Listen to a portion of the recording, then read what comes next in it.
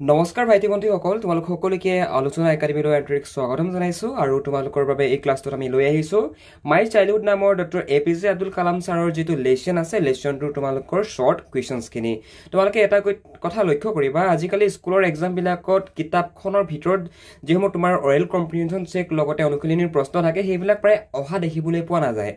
গতিকে তোমালোকে additional কুৱেশ্যনবিলাক clear কৰিবা আৰু তোমালোকে কনচেপ্টটো ক্লিয়াৰ কৰিব ট্ৰাই কৰিবা, তেতিয়াহে তোমালোকে পৰীক্ষাত এটা ভাল ৰিজাল্ট আনিব পাৰিবা। দোকানত গৈ মডেল কিনি নতুবা সাজেশন কিনি যদি পঢ়িম বুলি ভাবি আছা, তেনেহ'লে এইটো এটা খুবেই ভুল ধাৰণা বৰ্তমান 2025 চনত। সো সেইটো কাৰণে যিমান পাৰা সিমান কিতাপখনৰ ভিতৰৰ প্ৰশ্ন উত্তৰবিলাক ক্লিয়াৰ কৰিবা, তেতিয়া তোমালোকে লং কুৱেশ্যনৰ আনচাৰবিলাকো কৰিব পাৰিবা। সো তোমালোকৰ বাবে এইটো ক্লাছত আমি প্ৰায় 20টা তোমালোকৰ বাবে শ্বৰ্ট কুৱেশ্যন লৈ আহিছোঁ, যিকেইটা তোমালোকৰ বাবে বহুত বেছি ইম্পৰ্টেণ্ট হয়। আমি এণ্টায়াৰ লেচনটো পঢ়ি শুনি তোমালোকৰ বাবে 20টা MCQ লৈ আহিছোঁ, যিকেইটা নেকি তোমালোকৰ বাবে বহুত বেছি ইম্পৰ্টেণ্ট হয়। সো 1 নম্বৰ কুৱেশ্যনটো মন কৰা, where did Abdul Kalam live?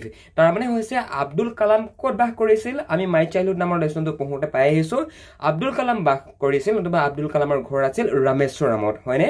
গতিকে ইয়াৰ আনচাৰটো আমি লিখিম হি লিভড ইন ৰামেশ্বৰম। ইয়াত LIVE লিভৰ পিছত কি যোগ হৈছে?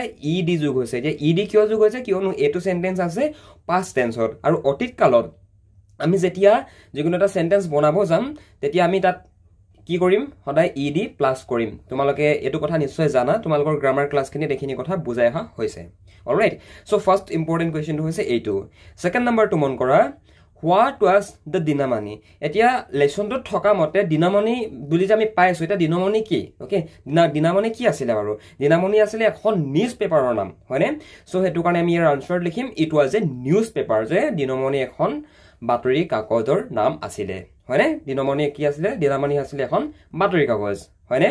ভাইটি ভণ্টিসকল, ক্লাছটোত আগ নপাহোঁতে তোমালোকে যদি ইংৰাজী বিষয়টো যদি বুজি নোপোৱা, ইংৰাজী বিষয়টো যদি তোমালোকৰ পৰীক্ষাত সদায় প্ৰত্যেকবাৰতে নম্বৰ কমকৈ আহে, তেনেহ'লে তোমালোকে আমাৰ লগত জইন হৈ ল'ব পাৰা। তোমালোকক আমি ক্লাছ 9ৰ ষ্টুডেণ্টছখিনিক ইংৰাজী ছাবজেক্টটো আমি এক্সট্ৰাকৈ শিকাওঁ। আমাৰ এক্সট্ৰা পাৰ্চনেল অনলাইন কোচিং আছে, য'ত আমি তোমালোকক শিকাওঁ তোমালোকৰ কুৱেশ্যন আনচাৰ কেনেকৈ লিখিব লাগিব, কেনেকৈ পঢ়িব লাগিব, lesson explanation, question answer explanation, তো সকলো তোমালোকে যদি বিচৰা আমাৰ থ্ৰুৱেদি পঢ়িবৰ কাৰণে, তেনেহ'লে পঢ়িব পাৰিবা। ইয়াৰ কাৰণে তোমালোকে একো কৰিব দৰকাৰ নাই, জাষ্ট ওপৰত দিয়া ফোন নাম্বাৰটোত ফোন কৰা, নতুবা ডেছক্ৰিপশ্যনত এখন ফৰ্ম আছে, ফৰ্মখন তোমালোকে ফিল আপ কৰি দিবা। অ'কে, তোমালোকক আমি নিজে কণ্টেক্ট কৰি ল'ম। অলৰাইট, নেক্সটটো মন কৰা, how did Abdul Kalam earn his first income? One of the most important প্ৰশ্ন হয়। মানে আব্দুল কালামে তেখেতৰ জীৱনৰ প্ৰথম যি ইনকাম, প্ৰথম যি উপাৰ্জন, সেই উপাৰ্জন তেখেতে কেনেকৈ কৰিছিল বাৰু? ইয়াৰ আনচাৰত আমি কি লিখিম? হি আৰ্ণড হিজ ফাৰ্ষ্ট ইনকম। দেখিছা আকৌ আৰ্ণ, EARN, হয়নে? আৰ্ণ মানে ইনকাম কৰা। ইয়াত ED কিয় যোগ হ'ল? এগেইন এইটো কিহত আছে? চেণ্টেন্সটো পাষ্ট টেন্সত আছে, চ' সেইটো কাৰণে ইয়াত ED ইউজ হৈছে, ৰাইট? চ' হি আৰ্ণ হিজ ফাৰ্ষ্ট ইনকম বাই হেল্পিং হিজ কাজিন শামছুদ্দিন। মানে ডক্টৰ APJ আব্দুল কালাম ছাৰে তেখেতৰ কাজিন শামছুদ্দিনক সহায় কৰি পিনে তেখেতৰ জীৱনৰ যি প্ৰথম ইনকাম কৰিছিলে। অলৰাইট, এইটো ইম্পৰ্টেণ্ট প্ৰশ্ন হয়, তোমালোকে হাইলাইট কৰি ল'বা। এইটো প্ৰশ্ন উত্তৰ এনেকৈ লিখিলেই তোমালোকে নম্বৰ পাই যাবা। অলৰাইট, নেক্সট কুৱেশ্যনটো মন কৰা, why did Abdul Kalam live Rameswaram? এইটো প্ৰশ্ন বহুত বেছি ইম্পৰ্টেণ্ট হয়, কিয়নো এই প্ৰশ্নটো তোমালোকৰ প্ৰায় এক্সামবিলাকতে স্কুলৰ ইউনিট টেষ্ট হওক লাগে, নতুবা ফাইনেল এক্সামেই হওক লাগে, বহুত বেছি আহি থকা দেখিবলৈ পোৱা যায়। মানে প্ৰশ্নটোৰ মিনিংটো হৈছে why did Abdul Kalam live Rameswaram? এতিয়া ডক্টৰ APJ আব্দুল কালামে ৰামেশ্বৰম এৰি কিয় গৈছিল বাৰু? কিয় ৰামেশ্বৰম এৰি গৈছিল তেখেতে? He left Rameswaram to study further. তাৰমানে তেখেতৰ যি পঢ়া শুনা, অ'কে, তেখেতৰ সেই পঢ়া শুনা আৰু আগবঢ়াবৰ কাৰণে, মানে অধিক পঢ়িবৰ কাৰণে, এতিয়া মোৰ ঘৰৰ ওচৰত যদি ভাল ইউনিভাৰ্চিটি এখন নাথাকে, তেনেহ'লে মই বেলেগ গুৱাহাটী যাব লাগিব, হয়নে নহয়? দিল্লী যাব লাগিব, ৰাইট? চ' সেইটো বাবে মানে ডক্টৰ APJ আব্দুল কালামে ৰামেশ্বৰম এৰি পিনে বাহিৰত পঢ়িবলৈ গৈছিলে, আৰু সেইটো বাবে তেখেতে ৰামেশ্বৰমখন এৰিবলগীয়া হৈছিলে। মানে যি তেখেতৰ যি ষ্টাডি, অ'কে, সেই তেখেতৰ ষ্টাডিৰ বাবে তেখেতে ৰামেশ্বৰম এৰিবলগীয়া হৈছিলে। অলৰাইট, নেক্সট কুৱেশ্যনটো মন কৰা, one of the most important question হয়, who were doctor APJ Abdul Kalam's best friends? তাৰমানে ডক্টৰ APJ আব্দুল কালাম ছাৰৰ বেষ্ট ফ্ৰেণ্ডছসকলৰ নাম পৰীক্ষাত আহি থাকে। কোন কোন আছিলে বাৰু? তেখেতৰ বেষ্ট ফ্ৰেণ্ড কেইজনৰ নাম আছিলে, তেখেতৰ ভাল বন্ধু কেইজনৰ নাম আছিলে অৰবিন্দন, শিৱৰাজ প্ৰকাশন আৰু লক্ষ্মণন শাস্ত্ৰী এই নামকেইটা মনত ৰখাবা তিনিজনে আছিলে তেখেতৰ খুবেই বেষ্ট ফ্ৰেণ্ড ওকে এই নামকেইটা তোমালোকে পৰীক্ষাৰ বাবে চাই থৈ দিবা পৰীক্ষাত এই প্ৰশ্নটো বিৰাট আহি থাকে মানে তোমালোকে যদি আগৰ যিবিলাক পৰীক্ষা হৈ গৈছে পৰীক্ষাবিলাকত যদি তাৰ পেপাৰবিলাক যদি চেক কৰা তেনেহ'লে তোমালোকে এই প্ৰশ্নটো প্ৰায় কমন পাবা মানে ভাইটি ভণ্টিসকল নেক্সট কুৱেশ্যনটো মন কৰা in which year did world war II begin এতিয়া দ্বিতীয় বিশ্বযুদ্ধ কেতিয়া হৈছিলে পৰীক্ষাত আহি থাকে এইটো প্ৰশ্ন বহুত ইম্পৰ্টেণ্ট হয় আৰু তোমালোকে এজ এ ষ্টুডেণ্ট প্ৰথম বিশ্বযুদ্ধ কেতিয়া হৈছিলে দ্বিতীয় বিশ্বযুদ্ধ কেতিয়া হৈছিলে এই সম্পৰ্কে তোমালোকে জনাটো মানে খুবেই প্ৰয়োজনীয় হয় মানে অলৰাইট চ' প্ৰথম বিশ্বযুদ্ধ কেতিয়া হৈছিলে সেইটো আমাক সোধা নাই ইয়াক সুধিছে আমাক দ্বিতীয় বিশ্বযুদ্ধ কেতিয়া হৈছিলে দ্বিতীয় বিশ্বযুদ্ধ আৰম্ভ হৈছিলে 1939ত ওকে আৰম্ভণি কি হৈছিলে 1939 মানে 1939 চনত দ্বিতীয় বিশ্বযুদ্ধ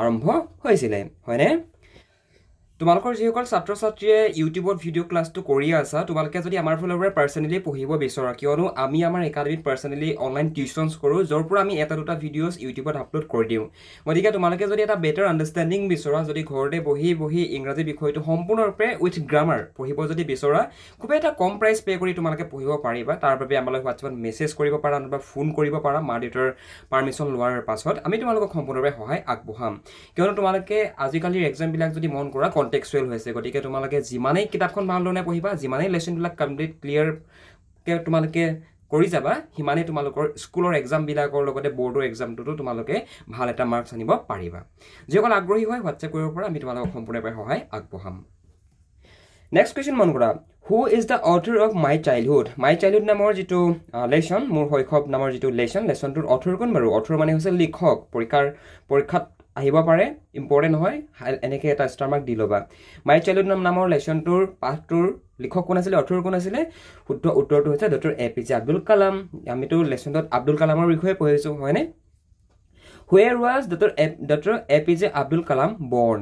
এতিয়া Dr. APJ Abdul Kalam ক'ত জন্ম হৈছিলে এই প্ৰশ্নটো উত্তৰ আমি অলৰেডি পাই আহিছোঁ যে ৰামেশ্বৰম কিন্তু তোমালোকে ৰামেশ্বৰমৰ কিনাৰত ৰামেশ্বৰমলৈকে লিখি ইয়াত কমা এডাল দিবা কমা এডাল দি পিনে ইয়াত তামিলনাডু বুলি লিখি দিবা কিয়নো ৰামেশ্বৰম তামিলনাডুত আছে বুজি পালা কথাটো okay Where was Dr. APJ Abdul Kalam born? Dr. APJ Abdul Kalam ছাৰৰ জন্ম ক'ত হৈছিলে He was born in Rameswaram, Tamil Nadu Rameswaram নামৰ এডোখৰ ঠাইত তেখেতৰ জন্ম হৈছিলে Next question What was Abdul Kalam's father's name? Dr. APJ Abdul Kalam ছাৰৰ দেউতাকৰ নাম কি আছিলে বাৰু শুদ্ধ উত্তৰটো হৈছে Zainul Abidin One of the most important question হয় Dr. APJ Abdul Kalamৰ দেউতাকৰ নাম আছিল Zainul Abidin ওকে এনেকুৱা ধৰণে এটা ষ্টাৰ মাৰ্ক দি ল'বা ষ্টাৰ মাৰ্ক দিবলৈ এইটো কাৰণে কওঁ কিয়নো যিবিলাক ইম্পৰ্টেণ্ট হয় তোমালোকে তেতিয়া যিদিনাখনি ৰিভিজন কৰিব বহিবা সেইদিনাখনি তোমালোকৰ মনত পলাক এইটো ইম্পৰ্টেণ্ট বুলি কৈছিলে ভাই সেনেকৈ মনত পৰিব মানে তোমালোকৰ ডক্টৰ APJ আব্দুল কালাম ছাৰৰ মাকৰ নাম কি আছিলে দেউতাকৰ নাম কি আছিলে গোটেই কেৰেক্টাৰখিনিৰ নামবিলাক মনত ৰখাবা তোমালোকে পাঠটোত থকা যিধৰণে 11 নম্বৰটো দি দিছে দেখিছা what was doctor APJ Abdul Kalam's mother's name doctor APJ Abdul Kalam ছাৰৰ মাকৰ নাম কি আছিলে বাৰু তেখেতৰ মাকৰ নাম আছিলে আসিয়াম্মা হয়নে Next question How was Abdul Kalam's family financially? Dr. APJ Abdul Kalam ছাৰৰ পৰিয়ালটো তোমাৰ অৰ্থনৈতিকভাৱে কেনেকুৱা আছিল বাৰু তেখেতলোক আৰ্থিকভাৱে কেনে আছিল They were not rich তেওঁলোক বহুত বেছি ধনী নাছিলে but কিন্তু lived a simple and comfortable life তেওঁলোক বহুত বেছি ধনী নাছিলে কিন্তু তেখেতলোকে এটা আৰামদায়ক আৰু এটা সহজ আৰু এটা আৰামদায়ক জীৱন তেখেতলোকে অতিবাহিত নতুবা জীৱন যাপন কৰিছিল হয়নে তেখেতলোক বহুত বেছি ৰিচ নাছিলে বহুত বেছি ধনী নাছিলে মানে বাট ধনী নাছিলে যদিও তেখেতলোক বহুত সুখেৰে আৰু এটা এটা সিম্পল এটা সহজ জীৱন যাপন তেখেতলোকে অতিবাহিত কৰিছিল 13 number question What did Kalam's family provide to pilgrims?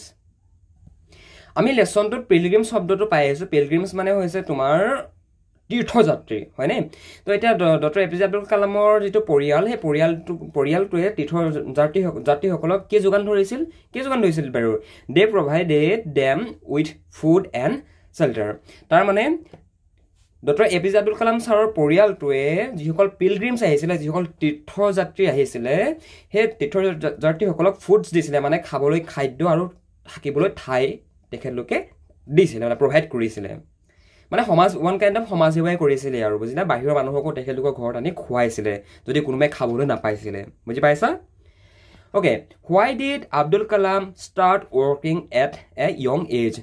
Dr. APJ Abdul Kalam sare kyo কম বয়সতে তেখেতে কাম কৰিবলৈ আৰম্ভ কৰিছিল কিয়নো he worked to support his family and become independent কিয়নো ডক্টৰ এপিজে আব্দুল কালাম ছাৰৰ যেটো পৰিয়াল বহুত বেছি ৰিচ নাছিল ন অলৰেডি বুজাই হৈছে তোমালোকক বহুত বেছি ধনী নাছিল হেতু কাৰণে ডক্টৰ এপিজে আব্দুল কালাম ছাৰে নিজৰ পৰিয়ালটো পোহপাল দিবলৈ লগতে নিজে স্বাধীন হ'বৰ কাৰণে নিজে ইন্ডিপেন্ডেন্ট হ'বৰ কাৰণে তেখেতে অতি কম বয়সতে ইভেন তোমালোকে যেটো এজৰ আছে তাতকৈ কম এজতে তেখেতে কাম কৰিবলৈ আৰম্ভ কৰিছিল বুজি পাইছা who helped Abdul Kalam in his early education. Dr. APJ Abdul Kalam Sarar, ji parambhik notoba ji prathomik শিক্ষা আছিল ji early education আছিল ji parambhik notoba prathomik শিক্ষা আছিল he শিক্ষাত তেখেতক কোনে সহায় কৰিছিল যেহেতু তেখেত ফাইনান্সিয়ালি বহুত বেছি ষ্টেবল নাছিল তেখেতৰ ফ্যামিলিটো বহুত বেছি ৰিচ নাছিল মানে বহুত বেছি ধনীও নাছিল গতিকে পৰীক্ষাত প্ৰশ্ন দিব পাৰে যে কি who helped Dr. APJ Abdul Kalam in his early education. Dr. APJ Abdul Kalam Sar যেটো প্ৰাৰম্ভিক যেটো প্ৰাথমিক শিক্ষা তাত কোনে সহায় কৰিছিল his teachers মানে ডক্টৰ এপিজে আব্দুল কালাম ছাৰৰ যিসকল শিক্ষক শিক্ষয়িত্ৰী আছিলে শিক্ষক শিক্ষয়িত্ৰীৰ and family supported his education. Dr. APJ Abdul Kalam ছাৰৰ টিচাৰ সকলৰ লগতে তেখেতৰ যে পৰিয়ালে তেখেতৰ প্ৰাৰম্ভিক নতুবা প্ৰাথমিক শিক্ষাত সহায় কৰিছিল কিয়নো তেখেত পঢ়াটো বহুত বেছি ভাল আছিল তোমালোকে ডক্টৰ এপিজে আব্দুল কালাম ছাৰৰ জীৱনীৰ বিষয়ে মই ভাবো কৰবাত তোমালোকে 9 ক্লাস 9 বুলিয়ে নহয় তোমালোকে ক্লাস 6 7 8 তো সাগে তোমালোকে শুনি আহিছে ডক্টৰ এপিজে আব্দুল কালাম ছাৰৰ নামটো আৰু এটা মই সাৰ বুলি কেলে কৈছো জানা না কিয়নো তেখেত এনেকুৱাজন ব্যক্তি যিজন ব্যক্তিক পৃথিৱীৰ কোনো মানুহে বেয়া নাপাইছিল ইভেন এতিয়াও নাপায় মানে সো হেতু কাৰণে এজন সন্মানীয় ব্যক্তিক আমি আব্দুল কালাম এনেকে নহয় মানে অলপমান আমি ৰেসপেক্ট দি পিনে মাতিব লাগে বুজি পাইছা তেখেত বৰ্তমান আমাৰ মাজত নাই কি হল বাট আমি তো ৰেসপেক্ট কৰিব লাগিব ন তেখেতে আমাক যি দি থৈ গল হেতু মানে তোমালোকে ডাঙৰ হলে বুজি পাবা আৰু এতিয়া বাহিৰা কথা হলে দিগদাৰ হ'ব okay who helped Abdul Kalam in his early education বুজি পালা নিশ্চয় What did Abdul Kalam teacher do when he sat with a Hindu boy? আমি আমাৰ লেসনটো পঢ়ি আইছো হয়নে ডক্টৰ এপিজে আব্দুল কালাম ছাৰে যেতিয়া ক্লাছত এজন হিন্দু লৰাৰ লগত বহিছিল যেহেতু doctor APJ Abdul Kalam sir এজন মুসলিম মানুহ আছিল হয়নে গতিকে যেতিয়া তোমাৰ doctor APJ Abdul Kalam sir এজন হিন্দু লৰাৰ লগত তোমাৰ স্কুলৰ বেঞ্চত একেলগতে বহিছিল তেতিয়া কি হৈছিল বাৰু তেতিয়া ডক্টৰ এপিজে আব্দুল কালাম ছাৰৰ টিচাৰ সকলে কি কৰিছিল তেতিয়া the teacher asked him to sit at the back of the class তাৰপিছত কি কৰিছিল তেখেতক মানে পিছলৈ পঠিয়াই দিছিল যে তেখেতৰ যিজন শিক্ষক আছিল হেতু সময়ত সেই শিক্ষকে ক্লাছৰ পিছফালে বহিবলৈ গলে মানে এটা চোৱা ইয়াতে এটা যে হিন্দু মুসলিম এটা গম পাইছা হেতু সময়ত তেনেকুৱা আছিল মানে বুজি পাইছা আজিকালি তো এইবিলাক একো সিস্টেমে নাই হয়নে সো হেতু সময়ত সেই ডক্টৰ এপিজে আব্দুল কালাম ছাৰকো তোমাৰ শিক্ষকজনে উঠাই পঠিয়াইছিল যে কি তুমি ইয়াত বহিব নোৱাৰা তুমি পিছলৈ যোৱা আন্ডাৰস্ট্যান্ড মানে লেসনতে আছে আৰু এইখিনি what lessons did Abdul Kalam learn from his parents এটো প্ৰশ্ন one of the most important প্ৰশ্ন হয় এনেকে এটা ষ্টামাৰ্ক দি লবা কিয়নো এটো প্ৰশ্ন আমাৰ কিতাপখনতো আছে যে প্ৰশ্নটো হৈছে যে ডক্টৰ এপিজে আব্দুল কালাম ছাৰে তেখেতৰ পিতৃ মাতৃৰ পৰা কি শিক্ষা লাভ কৰিছিল এটো প্ৰশ্ন তোমালোকৰ অৰেল কম্প্ৰিহেনচন চেকটো আছে দেখিছা একেবাৰে লাষ্টত থৈছো সেইকাৰণে আমি he learned honesty তেওঁ সততা ডিসিপ্লিন অনুশাসন আৰু কাইন্ডনেস মানে নিশ্চয় জানা কাইন্ডনেস মানে হৈছে দয়া তেখেতৰ মাক দেউতাকৰ পৰা সততা ওকে অনেষ্টি অনুশাসন ডিসিপ্লিন আৰু কাইন্ডনেস আৰু দয়া এইকিটা বস্তু তেখেতৰ মাক দেউতাকৰ পৰা শিকিছিল তেখেতৰ পেৰেন্টস মানে হৈছে তোমাৰ মাক দেউতাক ওকে মানে পিতৃ মাতৃক আমি পেৰেন্টস বুলি কওঁ ইংৰাজীত পেৰেন্টসৰ পৰা শিকিছিল বুজি পালা সো এখিনি আছিলে তোমালোকৰ শৰ্ট কুৱেশ্চন আৰু এগেইন তোমালোকে সব ফলো কৰা এফালৰ পৰা যিমান পাৰা হিমান ফলো কৰা আই মিন আমাৰ এটা লেসনত তোমালোকৰ কিমান সময় লোৱা হয় জাস্ট তোমালোকৰ পৰা 4 আৱাৰ লোৱা হয় 4 ঘণ্টা লোৱা হয় 4 ঘণ্টা যদি এদিনত দি এটা লেসন কমপ্লিট কৰিব পাৰা তোমালোকৰ নিজৰ কাৰণে ভাল হ'ব ন thank you so much I hope you understand that yeah so thank you so much যদি ভাল লাগিলে ভাল কথা যদি বেয়া লাগিলে পুনৰ এবাৰ চাবা মই কথা দিছো তোমালোকে বুজি পাই যাবা thank you দশম শ্ৰেণী নতুবা নৱম শ্ৰেণীত পঢ়ি আছা আৰু যদি তোমালোকে এক্সামৰ কাৰণে প্ৰিপাৰেচন চলাই আছা তেনেহলে তোমালোকে আমাৰ ফালৰ পৰা যদি অনলাইন টিউচন কৰিব বিচৰা টিউচন ল'ব বিচৰা তেনেহলে ল'ব পাৰিবা তাৰ কাৰণে তোমালোকে এই যদি হোৱাটছএপ নাম্বাৰ দেখিছা এই হোৱাটছএপ নাম্বাৰটোত এটা মেছেজ কৰিব পাৰা নতুবা আমালৈ ডাইৰেক্ট ফোন কৰিব পাৰা আমি তোমালোকক আমাৰ একাডেমিত এডমিশ্যনটো কৰাই দিম আৰু তোমালোকে আমাৰ থ্ৰুৱেদি যদি পঢ়া তোমালোকক আমি সকলোখিনি বস্তু গাইড কৰি দিম প্ৰশ্ন উত্তৰ কেনেকৈ লিখিব লাগিব তোমালোকে প্ৰশ্ন উত্তৰবিলাকৰ ফৰ্মেটটো কেনেকুৱা কৰিব লাগিব কোনবিলাক প্ৰশ্ন কমন পৰিব সকলোখিনি কথা তোমালোকক আমি শিকাই দিম গতিকে তোমালোকে যদি মেট্ৰিক পৰীক্ষা নতুবা ক্লাছ 9ত পঢ়ি আছা যদি আমাৰ থ্ৰুৱেদি পঢ়িব বিচৰা তেনেহলে আমাৰ লগত যোগাযোগ কৰিব পাৰা আমি তোমালোকক সম্পূৰ্ণ সহায় কৰিব পাৰিম